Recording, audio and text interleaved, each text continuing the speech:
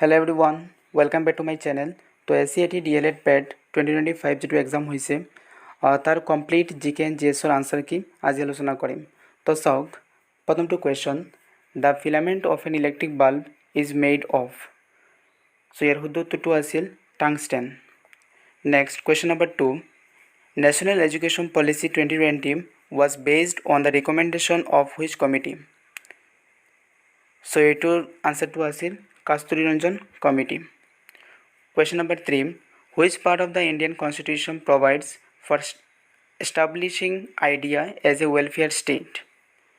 ভাৰতৰ সংবিধানৰ কোন অংশত ভাৰতক এটা কল্যাণকাৰী ৰাষ্ট্ৰ হিচাপে প্ৰতিষ্ঠা কৰাৰ ব্যৱস্থা আছে? সো ইয়াৰ শুদ্ধ উত্তৰটো আছিল DPSP, Directive Principles of State Policy. Question number 4, what is the role of the World Bank in education?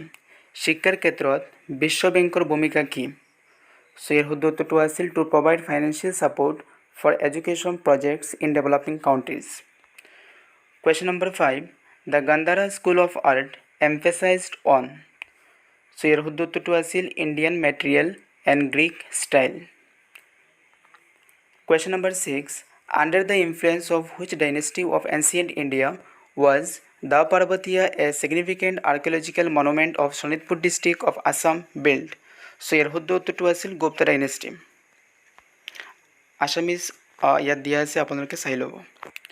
Next question number 7, who became the third youngest grandmaster in chess history at the age of 12 years 7 months? So ইয়াৰ ভিতৰত শুদ্ধ উত্তৰটো আছিল Gukesh D. Question number 8, নেটো stands for? নেটোৰ পূৰ্ণৰূপ হৈছে north Atlantic treaty organisation. Question number 9, which Indian language has been granted classical language status along with Assamese language in 2024? 2024 চনত অসমীয়া ভাষাৰ সৈতে কোনখন ভাৰতীয় ভাষাক শাস্ত্ৰীয় ভাষাৰ স্বীকৃতি দিয়া হৈছে? সো ইয়াৰ শুদ্ধ উত্তৰটো আছিল Bengali. Question number 10, a new orchid species was discovered recently in which national park of Assam? অসমৰ কোনখন ৰাষ্ট্ৰীয় উদ্যানত শেহতীয়াকৈ এটা নতুন অৰ্কিড প্ৰজাতি আৱিষ্কৃত হৈছে? সো ইয়াৰ শুদ্ধ উত্তৰটো আছিল Dibru Saikhowa national park. Question number 11, who was awarded the Assam Baibhav award for the first time? প্ৰথমবাৰৰ বাবে অসম বৈভৱ বঁটা কোনে লাভ কৰিছিল? সো ইয়াৰ শুদ্ধ উত্তৰটো আছিল Ratan Tata. Question number 12, in which place of Assam has one inland waterways terminal been established recently? So ইয়াৰ শুদ্ধ উত্তৰটো আছিল Jogighopa. Question number 13, the aim of the Nijut Moyana scheme is to extend financial support to those. Nijut Moyana আঁচনিৰ উদ্দেশ্য হৈছে তলৰ উল্লেখিত সকলক আৰ্থিক সহায় প্ৰদান কৰা। সো ইয়াৰ শুদ্ধ উত্তৰটো আছিল ছাত্ৰীৰ শিক্ষাৰ প্ৰতি উৎসাহ যোগোৱা আৰু বিদ্যালয় এৰি দিয়াৰ হাৰ হ্ৰাস কৰা। Question number 14, which is non tax revenue? So ইয়াৰ শুদ্ধ উত্তৰটো আছিল ইনকাম টেক্স।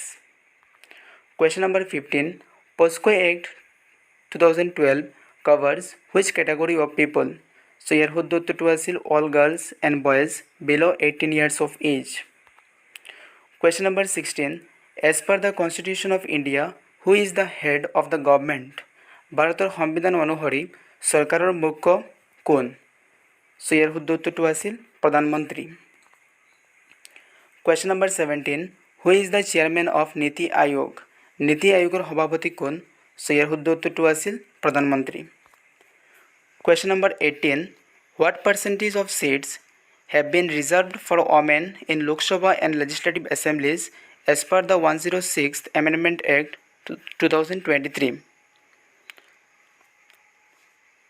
106তম সংশোধনী আইন 2023 অনুসৰি লোকসভা আৰু বিধানসভাত মহিলাৰ বাবে কিমান শতাংশ আসন সংৰক্ষিত কৰা হৈছে? সো ইয়াৰ শুদ্ধ উত্তৰটো আছিল 33%। Question number 19, which is not included in the fundamental rights? মৌলিক অধিকাৰৰ অন্তৰ্গত নহয় কোনটো? সো ইয়াৰ শুদ্ধ উত্তৰটো আছিল ৰাইট টু প্ৰপাৰ্টি, সম্পত্তিৰ অধিকাৰ। Question number 20, identify the leaders who was associated with the স্বদেশী মুভমেণ্ট স্বদেশী আন্দোলনৰ সৈতে সম্পৰ্ক থকা নেতাজন চিনাক্ত কৰক। চ' ইয়াৰ ভিতৰত শুদ্ধ উত্তৰটো আছিল লালা ৰাজপত ৰায়। Question number 21. Which Governor General introduced the policy of doctrine of lapse in India? So here শুদ্ধ উত্তৰটো আছিল Lord Dalhousie. Question number 22. Which is not an archaeological source? So here শুদ্ধ উত্তৰটো আছিল coins. Question number 23. Which empire was established in India as a result of the first Battle of Panipat 1526 AD? পানিপথৰ প্ৰথম সনযুঁজ 1526 খ্ৰীষ্টাব্দৰ ফলত ভাৰতত কোন সাম্ৰাজ্য প্ৰতিষ্ঠা হৈছিল? চ' ইয়াৰ শুদ্ধ উত্তৰটো আছিল Mughals. Question number 24. Who was the main propagator of the Bhakti movement in Assam? অসমত ভক্তি আন্দোলনৰ মুখ্য প্ৰচাৰক কোন আছিল? চ' ইয়াৰ শুদ্ধ উত্তৰটো আছিল Srimanta Sankardev. Question number 25. Which river is one of the main northern tributary rivers of the Brahmaputra? So here শুদ্ধ উত্তৰটো আছিল পুতিমাৰী। Question number 26. Which dynasty of ancient Kamrupa established its capital at Durjanagar? প্ৰাচীন কামৰূপৰ কোন ৰাজবংশই দুৰ্জয়নগৰত ইয়াৰ ৰাজধানী স্থাপন কৰিছিল? চ' ইয়াৰ শুদ্ধ উত্তৰটো আছিল পালা ডাইনেষ্টি, পাল বংশ। Question number 27. What do you call the imaginary line that joins the north and south poles over the Greenwich Observatory of London? So here শুদ্ধ উত্তৰটো আছিল prime meridian. Question number 28. How many basic components are there in soil? মাটিত কেইটা মৌলিক উপাদান থাকে? So here শুদ্ধ উত্তৰটো আছিল 4. Question number 29. Which type of rock is also known as stratified rock? So here শুদ্ধ উত্তৰটো আছিল sedimentary rocks. Question number 30. Whom did Maniram Dewan want to restore in the Ahom monarchy, for which he conspired to start the Sipo mutiny in Assam? Maniram Deewane Ahom ৰাজতন্ত্ৰত কাক পুনৰ স্থাপন কৰিব বিচাৰিছিল, যাৰ বাবে তেওঁ অসমত চিপাহী বিদ্ৰোহ আৰম্ভ কৰিবলৈ ষড়যন্ত্ৰ কৰিছিল? চ' ইয়াৰ শুদ্ধ উত্তৰটো আছিল কন্দৰ্পেশ্বৰ সিংহা। চ' ফ্ৰেণ্ডছ, জিকে এণ্ড জিএছৰ এইখিনি কুৱেশ্যনছ আহিছিল 2025 পেট এক্সামত। আৰু যদি কিবা কুৱেশ্যনছ বাকী আছে ছায়েন্স, ৰিজনিং, মেথছ আৰু ইংলিছ, যদি আপোনালোকৰ সেইবিলাক কুৱেশ্যনছ আপোনালোকে বিচাৰে তেনেহ'লে প্লিজ আপোনালোকে কমেণ্ট বক্সত কমেণ্ট কৰি জনাব। আৰু যদি ভিডিঅ' ভাল লাগে লাইক কৰিব আৰু প্লিজ মোৰ চেনেলটো ছাবস্ক্ৰাইব কৰি ৰাখিব। নেক্সট ভিডিঅ' মই কাইলৈ আপলোড কৰিম। Thank U.